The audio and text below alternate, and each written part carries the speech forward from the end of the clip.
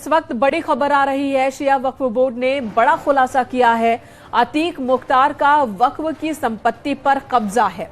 तो एक बड़ा खुलासा किया जा रहा है। वक्फ बोर्ड के चेयरमैन अली जैदी का यह बयान है कि प्रयागराज में इमामबाड़ा पर अतीक ने कब्जा कर रखा है। लखनऊ में वक्फ की जमीन पर मुख्तार ने कब्जा कर रखा है और मुख्तार की पत्नी के नाम पर वक्फ की जमीन है। अफशा अंसारी की कंस्ट्रक्शन कंपनी को बेची गई जमीन, साल 2013 में लखनऊ में बेची गई जमीन पूर्व की सरकारों की मिलीभगत से हेरफेर किया गया। सीएम योगी को इस पूरे मामले की जानकारी यहां पर दी गई है। तो वक्फ की संपत्ति को बेचा नहीं जा सकता है, लेकिन यहाँ वक्फ की जमीन अफशा अंसारी को बेच दी गई। बताया जा रहा है कि कागजों में हेर फेर करने के बाद ये जमीन बेची गई। क्या है ये पूरा प्रकरण और कहां पर ये जमीनें थी?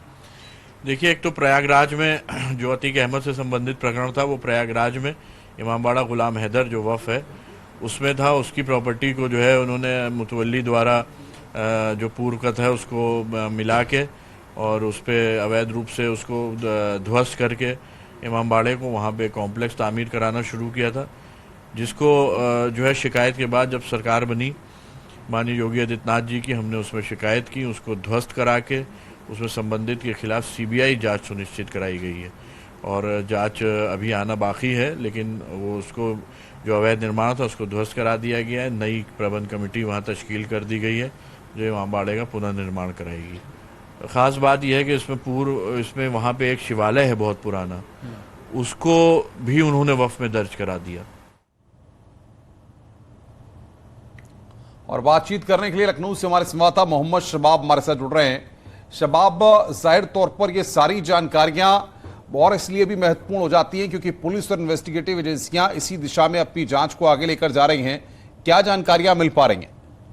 बिल्कुल, देखिए, आज शिया वक्फ बोर्ड के चेयरमैन अली जैदी ने प्रेस कॉन्फ्रेंस किया था और इस प्रेस कॉन्फ्रेंस के जरिए उन्होंने इस बात को साफ तौर से कहा कि उत्तर प्रदेश में जो वक्फ बोर्ड पर मुख्तार अंसारी और अतीक अहमद का कब्जा है, उस मामले में शिया वक्फ बोर्ड ने एक बड़ी कार्रवाई की है।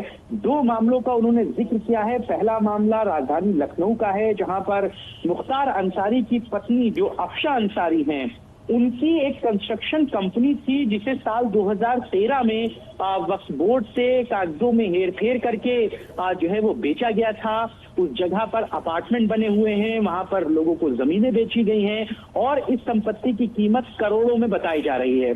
इसी के साथ ही प्रयागराज का एक मामला है जिससे अतीक अहमद के तार जुड़ रहे हैं। अतीक अहमद और उसके परिवार के लोगों ने वहां पर मुतवल्ली जो थे उस वक्त के, उसके साथ साठगांठ करके इमामबाड़े को ध्वस्त करके वहां पर बड़े पैमाने पर हेरफेर की थी। वहां पर अपार्टमेंट बनवाए थे, जमीनें बेची थी।